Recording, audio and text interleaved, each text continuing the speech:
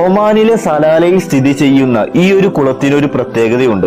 അള്ളാഹുവിന്റെ പ്രവാചകന്മാരിൽപ്പെട്ട ഒരു പ്രവാചകനായിരുന്നു അയ്യൂബ് നബി അലൈഹിസ്സലാം. പ്രവാചകന്മാരെ അള്ളാഹു പല തരത്തിലും പരീക്ഷണങ്ങൾക്ക് വിധേയമാക്കിയിട്ടുണ്ട്. അതുപോലെ അയ്യൂബ് നബിക്കും അള്ളാഹു പല പരീക്ഷണങ്ങളും നൽകിയിട്ടുണ്ട്. അയ്യൂബ് നബിയുടെ അസുഖം കാരണം കുടുംബക്കാരും കൂട്ടുകാരും നാട്ടുകാരും എല്ലാം അയ്യൂബ് നബിയെ ഒഴിവാക്കിയിരുന്നു. വർഷങ്ങളോളം അസുഖം മാറാതെ നിന്ന അയ്യൂബ് നബിയോട് അള്ളാഹു പറയുന്നുണ്ട്, അയ്യൂബ് നബിയെ, അങ്ങയുടെ ഒരു കാൽപാദം ഇവിടെയൊന്ന് ചവിട്ടിയേക്ക്. ഇത് നിങ്ങൾക്ക് കുളിക്കാനുള്ള വെള്ളമാണ്, ഇത് തണുത്തതാണ്, ഇത് കുടിക്കാനുമുള്ളതാണ്.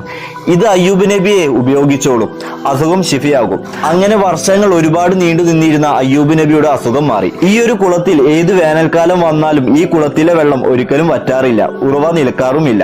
ഈ ഒരു സ്ഥലം വരുന്നത് ഒമാനിലെ സലാലയിൽ ജബുൽ അയ്യൂബ് മലയുടെ മുകളിലാണ്. ഈ കുളവും അതുപോലെ തന്നെ ഈ മക്ബറയും വരുന്നത്. ഇതുപോലുള്ള വീഡിയോകൾ ദിവസം ലഭിക്കാൻ നമ്മൾ ഇൻസ്റ്റാഗ്രാം അതുപോലെ തന്നെ യൂട്യൂബ് സബ്സ്ക്രൈബ് ചെയ്യാനും ഫോളോ ചെയ്യാനും മറക്കരുത്.